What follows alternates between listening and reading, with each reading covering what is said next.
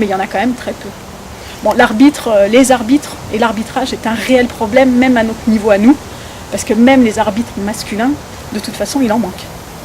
Donc au jour d'aujourd'hui, on est en manque d'arbitres. Chaque club doit présenter un certain nombre d'arbitres, et on s'aperçoit que même nous, à Buc, on n'a pas beaucoup de vocation d'arbitre. Difficile. Difficile.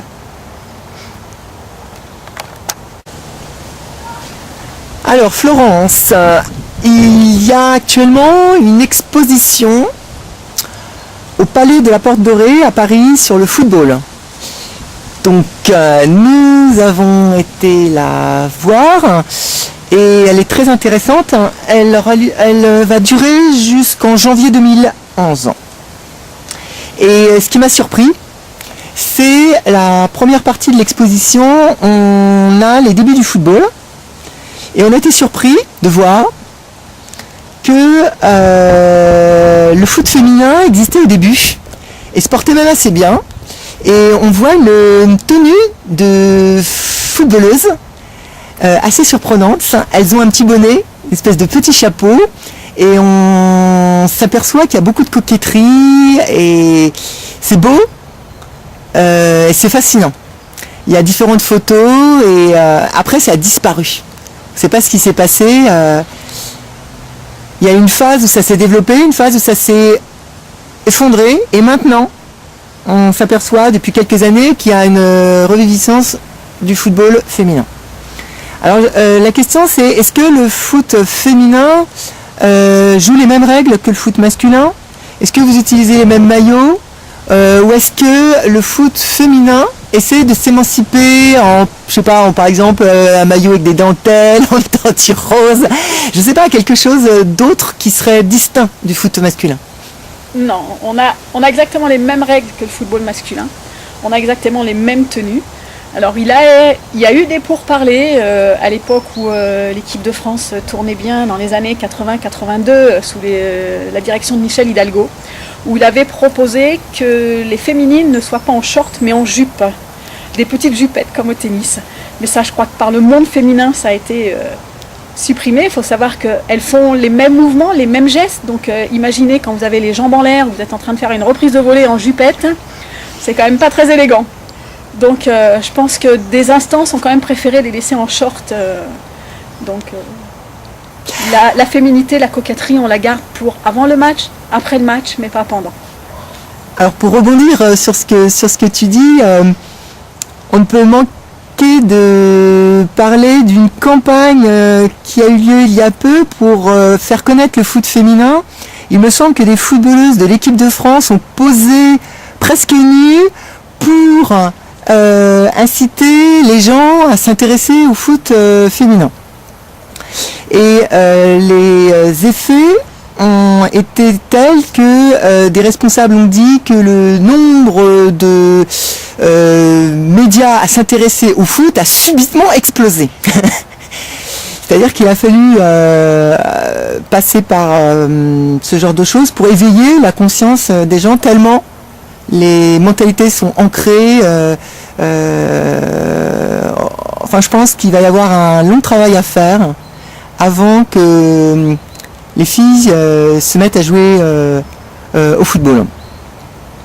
Mais en ce qui concerne Philofoot, donc Philofoot, c'est le nom de notre site. Comme tu vois, ça résonne avec Phiofoot.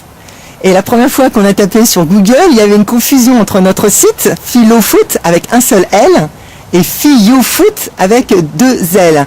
Je crois que tu peux nous en parler un petit peu de qu'est-ce que c'est exactement Phiofoot? Phiofoot est un terme qui a été mis en place par la Fédération française de football pour essayer d'amener justement toutes les petites filles au football. Donc c'est principalement une contraction de ce que les filles peuvent faire au football, et c'est le nom des rassemblements, c'est le nom qu'ils lui ont donné. C'est le nom de l'opération, du projet qui... C'est le nom de l'opération, oui, que la Fédération française a donné à cette catégorie d'âge 6-13 ans. Quand elles partent jouer, elles partent faire des plateaux filles au foot, c'est-à-dire elles se retrouvent entre elles pour jouer au ballon. Florence, est-ce que tu as des désirs personnels concernant le football? le football à Buc ou le football en général, des choses que tu aimerais pour toi, pour tes joueuses, un souhait? Un souhait, le souhait aujourd'hui, c'est d'avoir des installations qui nous permettent de jouer au football le mieux possible. Et au jour d'aujourd'hui, les installations de la commune, malheureusement, ne le permettent pas fortement. Il nous faudrait, comme beaucoup de communes maintenant, un terrain synthétique. Parce que le terrain synthétique nous permettrait de pouvoir jouer quel que soit le type de temps. Il nous permettrait de jouer tout l'hiver. Parce qu'avec le terrain stabilisé qu'on a aujourd'hui, il faut savoir que toute la période de mi-décembre jusqu'à fin janvier, on ne peut quasiment pas jouer au football. Et le problème, c'est que quand on arrête de jouer au football, quand on dit aux jeunes on ne peut pas jouer parce que les terrains sont gelés ou enneigés, et bien ces jeunes-là, pendant un mois et demi, ils vont faire autre chose et on a du mal à les raccrocher à notre wagon football. Donc il faut qu'on fasse attention à ça, qu'on soit vigilant. Et ça passera par un investissement de la mairie au niveau de terrains nouvelle génération, des terrains synthétiques. Alors il y en a plusieurs qui se créent justement, une partie de ma famille à Viroflay, ils ont créé un terrain et qui a beaucoup de succès. Et ce que tu dis concernant les terrains me fait penser à une chose, c'est que moi je joue au football aujourd'hui, mais je fais du foot de rue. Dans la rue, je peux prendre un ballon et très rapidement, des garçons et des filles peuvent jouer assez facilement. Et les papas et les mamans qui voient leurs voisins jouer, alors ils descendent et le papa en face, lui à son tour descend. Sauf que quand on va sur un terrain, on va sur le terrain de foot de Buc, on a beaucoup moins cette opportunité de faire rencontrer des filles et des garçons. Et Philo Foot a une sorte de nostalgie de cette enfance où les garçons et les filles jouaient ensemble, où les générations jouaient ensemble de façon informelle, comme ça. Donc c'est l'une des raisons pour laquelle on a grandement apprécié ton initiative. Déjà, on voulait te remercier pour cette lourde entreprise qui t'attend.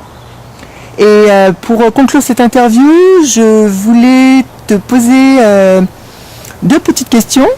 Je voulais savoir si tu aurais aimé que je te pose une question que je ne t'ai pas posée. Et si tu as une question à me poser à ton tour. Une question, non, je pense qu'on a à peu près fait le tour de la question aussi. Peut-être quand tu as parlé des campagnes publicitaires sur les calendriers qui avaient été faites par les filles, je vais un peu rebondir dessus sur la nouvelle campagne qu'a fait la Fédération française sur le football féminin qui sort là dans les jours, qui vient de sortir. Dont la marraine est Adriana Carambeu. Moi, pour ma part, je trouve pas ça très bon pour le football féminin. J'ai plutôt l'impression que ça excite la libido des hommes, plus que de montrer ce que c'est que réellement le football féminin.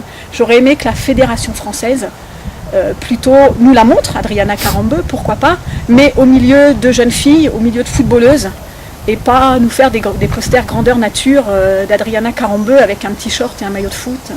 On n'est pas des top modèles, quoi. Donc ça, bon, pour rebondir sur le moment où tu en as parlé. Alors Philo Foot te rejoint tout à fait dans ton analyse.